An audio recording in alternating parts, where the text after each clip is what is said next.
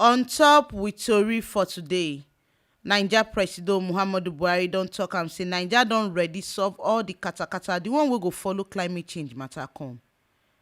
Naija state government house for Abuja don get ogbonge visitor, as many countries don dey waka enter Naija for better collabo, sake of say na the country na im be the one wey get better economy for Africa.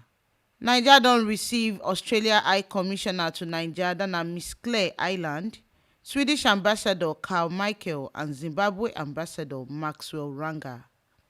President Buhari received letter of credence from Australia High Commissioner to Naija, Miss Claire Island. E tok say na koko make the world gather put body for climate change. As e tok say Naija people don plenty well, and this one dey make competition dey for investment for the country.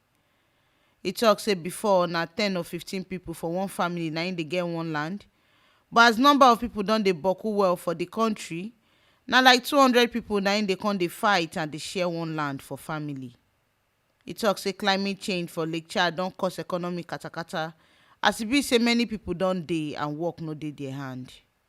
Australia High Commissioner Claire Highland tok say Australia don maintain dem economy grow matter for 29 years, and na dis one make dem get better record wey many country never get. She tok say dis growth matter wey Australia get na because say dem dey do better investment for mining sector. She con tell President Buhari say ogbonge collabo go shele for Naija with Australia, as dem go do am for mining, education and agriculture. President Buhari con still receive Swedish Ambassador Carl Michael credence letter, as e tok say Naija salute Sweden for the better collabo wey the two countries bin don get. E con tell the ambassador say make e work well on top the way market matter, dat na trade, how e go take catapult well for the two countries. Carl Michael tok say im go do well to see say better collabo shele for Naija and Sweden, as e tok say ogbonge opportunity e dey for trade and investment. Naija Presido still receive letter of credence from Zimbabwe Ambassador to Naija, dat na Maxwell Ranga. President Buhari tok say Naija don dey enjoy better collabo for Zimbabwe, as Zimbabwe na country wey dey do better work for Africa on top deve matter. Maxwell Ranga tok say Zimbabwe salute the corporate matter wey Naija play when dem be fight for their independence.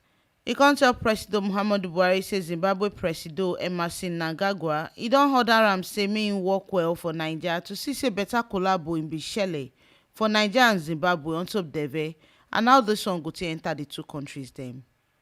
Na here we see the information reach on top with tori for today, as Naija Presido Buhari don yarn am say Naija don ready gidigba to solve the katakata, the one wey go follow climate change waka come the country.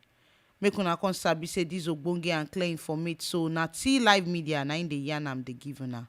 And to continue to dey get dis ogbonge and sharp informate, make una no forget to like, comment and subscribe for our YouTube channel for T Live Media TV.